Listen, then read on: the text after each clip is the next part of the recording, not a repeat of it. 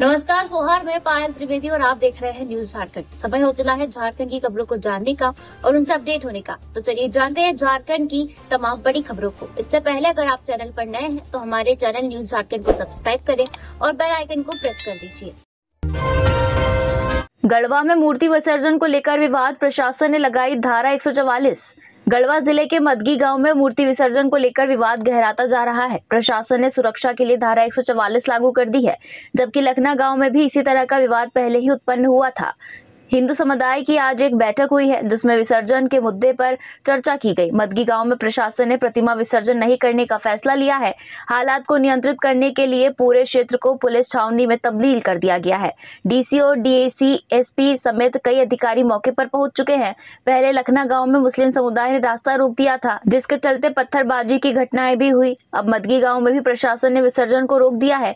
प्रशासन ने स्पष्ट किया है कि प्रतिमा का विसर्जन विवादित रास्ते से नहीं होगा। डीजे की आवाज को लेकर भी हंगामा हुआ था, जिसके बाद पुलिस ने डीजे गाड़ी को जब्त कर लिया।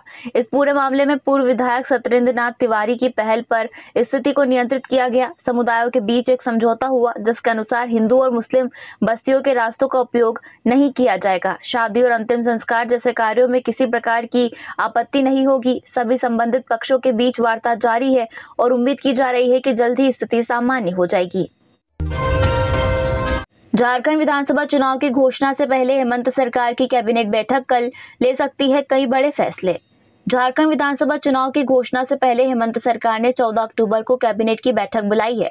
यह बैठक दिन के 12 बजे से शुरू होगी। मुख्यमंत्री हेमंत सोरेन इसकी अध्यक्षता करेंगे। ऐसा माना जा रहा है कि यह मौजूदा सरकार के कार्यकाल का अंतिम बैठक होने वाली है। बैठक में कई अहम प्रस्तावों पर मुहर लग सकती है। झारखंड विधानसभा चुनाव की तारीखों का ऐलान चुनाव आयोग जल्द कर सकता है, इसलिए ऐसी संभावना जताई जा रही है कि सोमवार को हेमंत सोरेन सरकार की इस कैबिनेट बैठक में कई लोक लुभावन फैसले लिए जा सकते हैं। यह 6 दिनों के अंदर में सरकार की दूसरी कैबिनेट बैठक है। इससे पहले 8 अक्टूबर को भी कैबिनेट की बैठक बुलाई गई थी, जिसमें 81 प्रस्तावों पर मुहर लगी थी।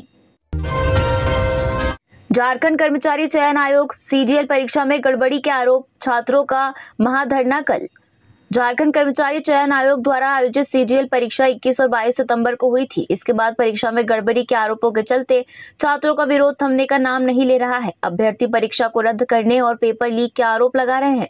छात्रों को कहना है कि पिछले साल की परीक्षा से 72 प्रश्न दोबारा पहुंचे गए हैं, जिससे परीक्षा की विश्वसनीयता पर सवाल उठ रहे हैं। इन मुद्दों को लेकर रांची के मुराबादी स्थित बापू वाटिका के पास 14 अक्टूबर को एक महाधरना आयोजित किया जाएगा, जिसमें राज्य भर के छात्र शामिल होंगे। उनकी मांग है कि परीक्षा को रद्द कर पुनः कराई जाए। संवाददाता अजय लाल ने बताया कि सीजीएल परीक्षा पिछले 8 वर्षों से हो रही है, लेकिन अब तक इस परीक्षा का सफल संपन्न होना संदेहास्पद बन गया है। छात्रों के विरोध और गड़बड़ियों के कारण नई सरकार को इस मामले में निर्णय लेना होगा, जो दिसंबर में बनेगी। मेला घूमने के दौरान मारपीट में घायल युवक की मौत, आक्रोशितों ने लालपुर चौक किया जाम। मेला घूमने के दौरान हुई मारपीट में घायल युवक की शनिवार देर रात मौत हो गई। मृतक की पहचान रोहित मुंडा के रूप में हुई है। वह मूल रूप से लालपुर थाना क्षेत्र के लोहरा कोचा का रहने वाला था। रोहित मुंडा की मौत के बाद आक्रोशित लोगों ने रविवार की सुबह लालपुर चौक जाम कर दिया। उग्र भीड़ घटना में शामिल आरोपियों की गिरफ्तारी की मांग कर रहे हैं। सड़क जाम की सूचना पाकर पुलिस मौके पर पहुंची और आक्रोशितों को समझा बुझाकर जाम हटाने का प्रयास कर रही है। लालपुर चौक पर जाम लगने की वजह से वाहनों की लंबी कतार लगी हुई है। लोगों को आने जाने में काफी परेशानी हो रही है। पटना के संबंध में बताया जा रहा है कि रोहित अपने साथियों के साथ 2 दिन पहले मेला घूमने के लिए निकला था। इसी दौरान रातू रोड चौक के आसपास कुछ युवकों से उसकी मारपीट हुई थी। इस घटना में रोहित गंभीर रूप से घायल हो गया था। इसके बाद उसे अस्पताल में भर्ती कराया गया, जहां शनिवार की देर रात उसकी मौत हो गई। मोरहाबादी के रावण दहन कार्यक्रम में शामिल हुए सीएम हेमंत सोरेन, राज्यवासियों को दिया ये संदेश। शनिवार को मोरहाबादी मैदान में पंजाबी हिंदू बिरादरी ने रावण दहन कार्यक्रम का आयोजन किया। इस अवसर पर मुख्य अतिथि के रूप में मुख्यमंत्री हेमंत सोरेन ने भाग लिया। मुख्यमंत्री हेमंत सोरेन ने सभी को विजयादशमी और दशहरा पर्व की शुभकामनाएं दी। इसके बाद उन्होंने रावण का पुतला फूंक कर कहा कि भगवान श्री राम के आदर्शों को हम सभी को अपने जीवन में आत्मसात करना चाहिए। हर साल की तरह इस साल भी पंजाबी हिंदू बिरादरी ने रावण दहन कार्यक्रम का आयोजन किया। इस अवसर पर मुख्यमंत्री हेमंत सोरेन ने जनता को संबोधित करते हुए कहा कि दशहरा का त्योहार असत्य पर सत्य, अधर्म पर धर्म, अन्याय पर न्याय और बुराई पर अच्छाई का विजय पर्व है। हम इस त्योहार को हर्षोल्लास के साथ मना रहे हैं। झारखंड में हजारीबाग के रास्ते मानसून की विदाई, अब ठंड की होगी एंट्री। आज बंगाल से सटे कुछ इलाके में हो सकती है बारिश। झारखंड में धीरे धीरे मानसून की विदाई शुरू होने लगी है। यह विदाई हजारीबाग के रास्ते में हो रही है। मौसम विभाग के मुताबिक अगले 2 दिनों में हल्की फुल्की बारिश के साथ ही मानसून पूरी तरह से विदा हो जाएगा। मानसून के विदा होने के साथ ही राज्य में ठंड की शुरुआत हो जाएगी। दिन में हल्की धूप तो रात में सेहरन महसूस होगी। मौसम विभाग ने अधिकतम तापमान को लेकर रिपोर्ट जारी की है, जिसमें बताया गया कि अगले 5 दिनों तक राज्य के अधिकतम तापमान में विशेष बदलाव की संभावना नहीं है। वहीं लो प्रेशर की वजह से पूर्वी सिंहभूम, पश्चिमी सिंहभूम और सरायकेला खरसावा के अलावा सिमडेगा में हल्की बारिश हो सकती है। झारखंड में बंगाल की सीमा से सटे 4 जिलों में आज बारिश के आसार नजर आ रहे हैं। ऐसा इसलिए हो रहा है क्योंकि बंगाल की खाड़ी में एक साइक्लोनिक सर्कुलेशन बन रहा है। यह आज या कल तक लो प्रेशर एरिया में बदल सकता है। ऐसा होने का असर झारखंड के कुछ जिलों में पड़ सकता है, जिस वजह से बारिश की संभावना बन रही है। मनरेगा कर्मियों के मानदेय बढ़ोतरी का लाभ, कैबिनेट की मंजूरी के बाद कल आ सकता है प्रस्ताव। सूबे के 5000 से ज्यादा मनरेगा कर्मियों को सोमवार को होने वाली कैबिनेट की बैठक में तोहफा मिल सकता है। राज्य सरकार उनके मानदेय वृद्धि पर निर्णय ले सकती है। चुनाव पूर्व प्रोजेक्ट भवन में दिन के 12 बजे से मुख्यमंत्री हेमंत सोरेन की अध्यक्षता में कैबिनेट की बैठक में संविदा कर्मियों के हर साल नवीनीकरण कराने की बाध्यता से भी पीछा छूट सकता है।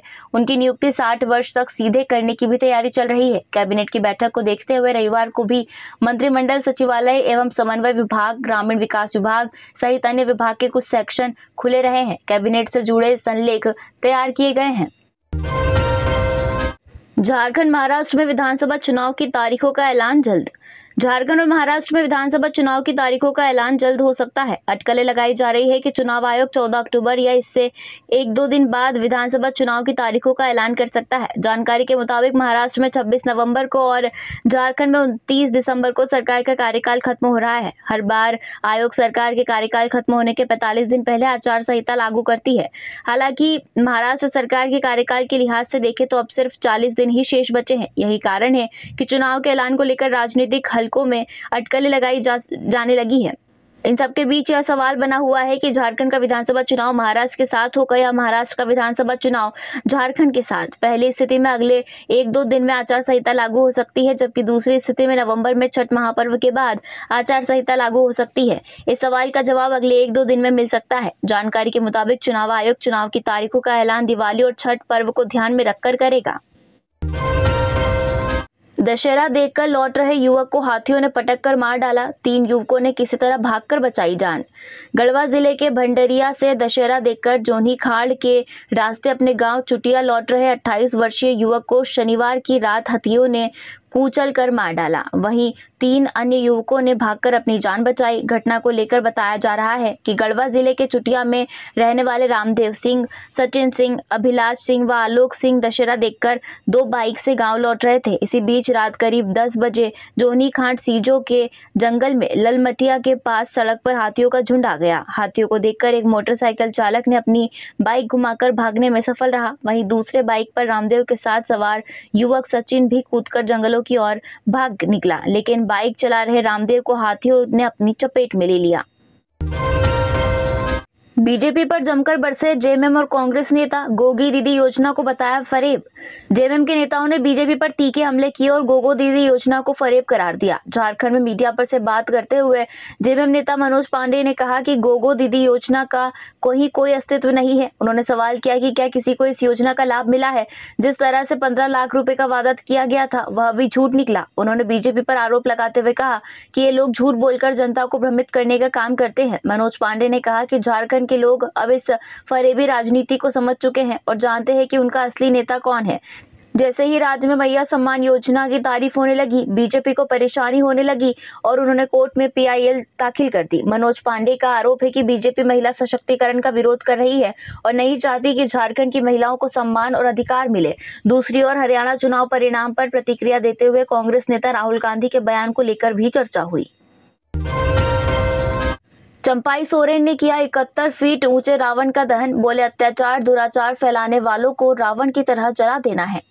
जिले के कांड्रा एसकेजी मैदान में प्रतिवर्ष की तरह इस वर्ष भी विजयादशमी के उपलक्ष्य पर रावण दहन कार्यक्रम का आयोजन किया गया, जिसमें मुख्य अतिथि के रूप में रावण दहन करने झारखंड के पूर्व मुख्यमंत्री सह भाजपा नेता चंपाई सोरेन पहुंचे। रावण दहन कार्यक्रम के मौके पर चंपाई सोरेन ने जनसमूह को संबोधित करते हुए कहा कि अत्याचारी रावण को जलाकर असत्य पर सत्य की जीत हुई थी। विजयादशमी का पर्व बुराई पर अच्छाई की जीत का प्रतीक है। प्रतिवर्ष हम रावण को जलाते हैं, ठीक उसी प्रकार समाज में अत्याचार दुराचार फैलाने वाले लोगों को रावण की तरह जला देना है। चंपाई ने कहा कि अच्छाई का यह प्रतीक हमें संदेश देता है कि समाज में मिलजुल कर रहना है, आपसी भाईचारे को बढ़ाना है। चंपाई ने कहा कि कांड्रा रावण दहन कमेटी अच्छाई के प्रतीक को समाज में फैला रहा है, जो काबिले तारीफ है। चंपाई सोरेन ने कहा कि असत्य के मार्ग पर चलने वालों को समाज कभी अपना नहीं सकता। रांची में ट्रक की चपेट में आकर 2 युवकों की मौत, एक की हालत गंभीर। रांची के बुढ़मू प्रखंड में सड़क हादसे में 2 युवकों की मौत हो गई। घटना शुक्रवार दोपहर तिलैया घाटी की है। मृतकों की पहचान खपिया गांव के रहने वाले पवन शर्मा और पंकज शर्मा के रूप में हुई है, जबकि बहन रेखा कुमारी घायल हो गई। जानकारी के अनुसार उनकी मोटरसाइकिल को एक ट्रक ने अपनी चपेट में ले लिया, जिससे उनकी जान चली गई। फिलहाल पुलिस शव को पोस्टमार्टम के लिए भेजकर आगे की कार्रवाई में जुट गई है। जानकारी के अनुसार मृतक पवन पंकज अपनी बहन के साथ बाइक पर सवार होकर नोवाडीह से खपिया की ओर जा रहे थे। इस दौरान पीछे से आ रही एक ट्रक ने उसे अपनी चपेट में ले लिया, जिससे दोनों युवकों की मौत घटनास्थल पर ही हो गई। स्थानीय लोगों की सूचना के बाद पुलिस मौके पर पहुंची और शव को पोस्टमार्टम के लिए रिम्स भेज दिया, जबकि घायल युवती रेखा कुमारी को सीएचसी बुढ़मू में इलाज के लिए भर्ती कराया गया। प्राथमिक इलाज के बाद डॉक्टरों ने उसकी हालत गंभीर देखते हुए रिम्स रांची रेफर कर दिया, जहां उसका इलाज चल रहा है, लेकिन स्थिति नाजुक है। घायल युवती के सिर और पैर में गहरी चोट है। पुलिस ट्रक को जब्त कर आगे की कार्रवाई कर रही है। वहीं वाहन चालक घटना के बाद ट्रक को घटनास्थल पर छोड़कर फरार हो गए। पुलिस छानबीन जारी है। गांडे प्रत्याशी पर नेताओं के सवाल, 5 ने भरा फॉर्म तो छठा कहां से आया, अध्यक्ष को भेजा विरोध पत्र। झारखंड लोकतांत्रिक क्रांतिकारी मोर्चा द्वारा विधानसभा चुनाव को लेकर पार्टी के प्रत्याशियों की घोषणा की जा रही है। पार्टी के केंद्रीय अध्यक्ष जयराम कुमार महतो द्वारा अभी तक 20 प्रत्याशियों के नाम की घोषणा की गई है। पार्टी के द्वारा 2 दिन पहले ही प्रत्याशियों की दूसरी सूची जारी की गई है। इस सूची में गांडे से अकील अख्तर को प्रत्याशी बनाया गया है। अब इस घोषणा के बाद पार्टी में विरोध के स्वर उठने लगे हैं। पार्टी के नेता मीडिया के सामने आ रहे हैं और अपना विरोध दर्ज कर रहे हैं। गांडे विधानसभा सीट से टिकट के प्रबल दावेदार राजेश यादव ने भी मीडिया से बातचीत में अपना विरोध जताया। राजेश यादव ने विधानसभा सीट के लिए उम्मीदवारी चयन की प्रक्रिया पर सवाल उठाया। इनका कहना है कि जब गांडे विधानसभा सीट के लिए 5 लोगों ने अपना नामांकन फॉर्म भरते हुए पार्टी कार्यालय में जमा किया था, तो आखिर छठा दावेदार कहां से आ गया। 19 अक्टूबर को रांची आ सकते हैं राहुल गांधी, इस कार्यक्रम में करेंगे शिरकत। लोकसभा में नेता प्रतिपक्ष राहुल गांधी की 19 अक्टूबर को रांची आने की संभावना है। वो यहां आयोजित होने वाले संविधान सम्मान सम्मेलन में शामिल हो सकते हैं। जो जानकारी मिली है उसके अनुसार राहुल गांधी का कार्यक्रम कार्निवल सभागार में होना प्रस्तावित है। राहुल गांधी के प्रस्तावित संविधान सम्मान सम्मेलन न्याय का अधिकार कार्यक्रम के आयोजन की तैयारियों में कांग्रेस नेता जुट गए हैं। मिली जानकारी के अनुसार कार्यक्रम के लिए कार्निवल सभागार में ही राहुल गांधी का कार्यक्रम होगा, लेकिन उस पर अंतिम मुहर दिल्ली से सोमवार को आने वाली टीम की सहमति के बाद ही लगेगी। राहुल गांधी को मिली विशेष सुरक्षा की वजह से उनके कार्यक्रम स्थल को सुरक्षा के सभी मानकों पर परखने के बाद ही कार्यक्रम की अनुमति मिलती है।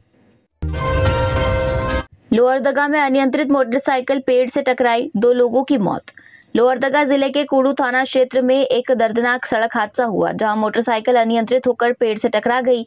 इससे 2 युवकों की मौत हो गई। दोनों कुड़ू से शादी समारोह में शामिल होने के बाद घर लौट रहे थे। इसी दौरान मोटरसाइकिल सुदरू गांव के पास सड़क किनारे पेड़ से टकरा गई। मृतकों की पहचान अशरफ अंसारी और दिलशाद अंसारी के रूप में हुई है। वहीं घटना की जानकारी मिलने के बाद पुलिस भी मौके पर पहुंची।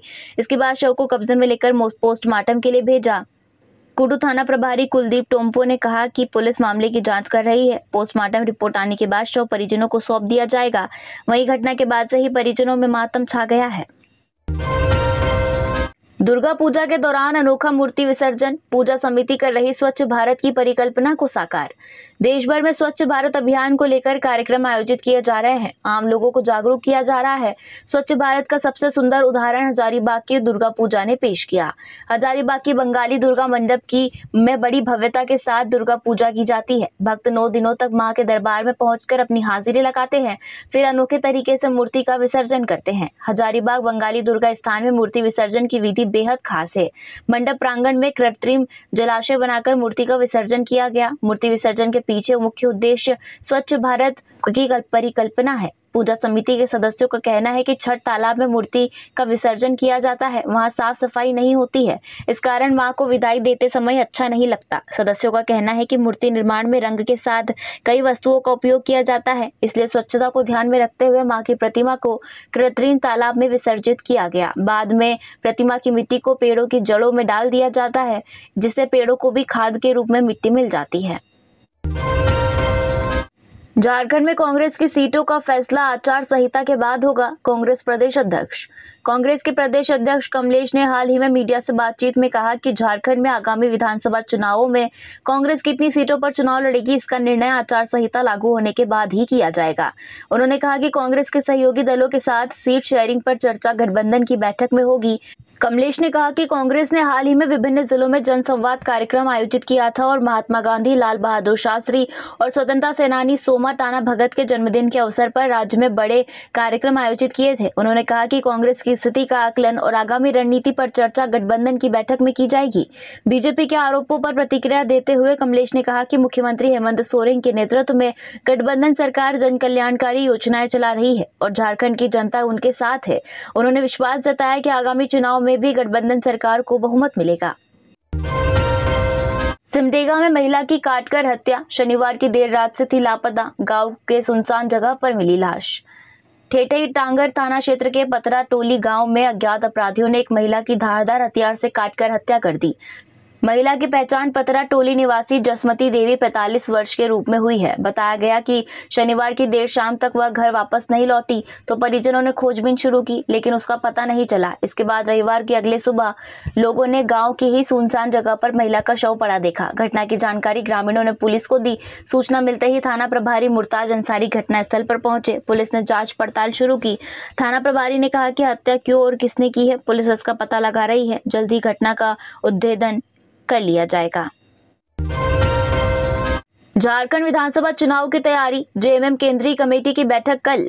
झारखंड मुक्ति मोर्चा के केंद्रीय कमेटी की बैठक कल सोहराय भवन में सुबह 11 बजे आयोजित की जाएगी। इस बैठक में पार्टी के अध्यक्ष हेमंत सोरेन, सांसद, विधायक और जिला अध्यक्ष शामिल होंगे। विधानसभा चुनाव को लेकर पार्टी में हलचल तेज हो गई है और इस बैठक में चुनावी रणनीति तैयार की जाएगी। पिछले कुछ समय से राजनीतिक गतिविधियां बढ़ी है और इस बैठक का आयोजन इसी संदर्भ में महत्वपूर्ण माना जा रहा है। पार्टी सूत्रों के अनुसार आगामी चुनाव के लिए रणनीति को अंतिम रूप देने के लिए यह बैठक आवश्यक है। इस बैठक में विभिन्न मुद्दों पर चर्चा की जाएगी, जिससे पार्टी को चुनावी मैदान में मजबूती से उतरने में मदद मिलेगी।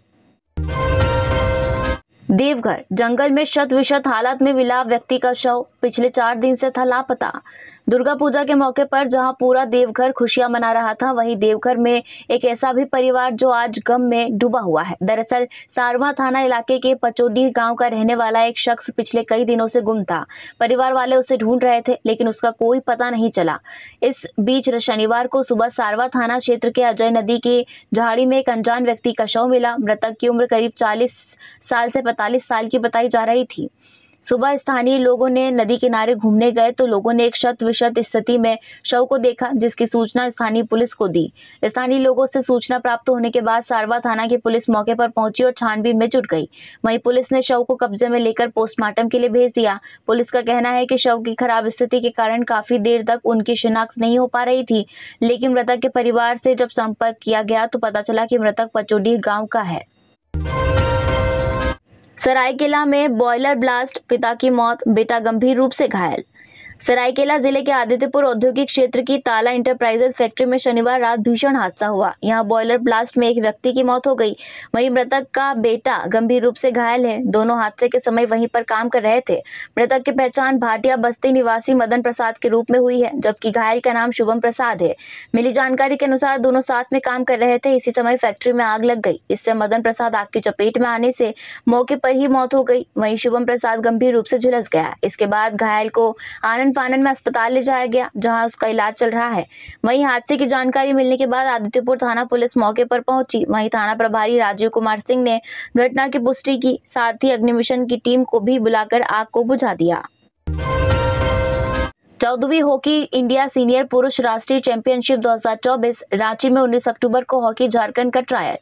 4 से 15 नवंबर तक चेन्नई में 14वीं हॉकी इंडिया सीनियर पुरुष राष्ट्रीय चैंपियनशिप 2024 का आयोजन होना है। इसमें झारखंड हॉकी टीम की भी भागीदारी होनी है। इसके लिए झारखंड के हॉकी खिलाड़ियों का चयन ट्रायल 19 अक्टूबर को सुबह 9 बजे से मरांग गोम के जयपाल सिंह अंतर्राष्ट्रीय हॉकी स्टेडियम मोरहाबादी रांची में होगा। इस ट्रायल में झारखंड के कोई भी पुरुष हॉकी खिलाड़ी में भाग ले सकते हैं। चयन ट्रायल में भाग लेने वाले खिलाड़ी अपने साथ आधार कार्ड, नगर निगम व पंचायत द्वारा निर्गत जन्म प्रमाण पत्र तथा हॉकी इंडिया का आईडी कार्ड साथ ले जाएंगे। तोप चांची थाना प्रभारी के संदेहास्पद मृत्यु के आरोप से मुक्त हुए डीएसपी होदा। 17 जून 2016 में तत्कालीन अनुसंधानकर्ता पुलिस निरीक्षक सह थाना प्रभारी तोप चांची उमेश कच्छप की संदेहास्पद मृत्यु होने के आरोप में मुक्त हो गए हैं। तत्कालीन अनुमंडल पुलिस पदाधिकारी बाघमारा मजरूल होदा श्री होदा अभी झासूपू 08 पलामू में डीएसपी है। दरअसल एक मामले की जांच कर रहे उमेश कच्छप की संदेहास्पद मृत्यु हो गई थी, जिसमें मजदूर होदा की भूमिका संदिग्ध पाई गई थी। सरकार ने प्रथम दृष्टया आरोपों को देखते हुए उन्हें 18 जुलाई 2016 के द्वारा निलंबित किया था और विभागीय कार्यवाही चली थी। इसके बाद मामला न्यायालय तक चला गया। वहां से पुलिस मुख्यालय से होदा के विरुद्ध आपराधिक मामलों के संबंध में रिपोर्ट मांगी गई। तो यदि झारखंड की टॉप बड़ी खबरें इसी तरह झारखंड की और भी तमाम खबरों को जानने के लिए हमारे चैनल न्यूज झारखंड को सब्सक्राइब करें और बेल आइकन को प्रेस कर दीजिए।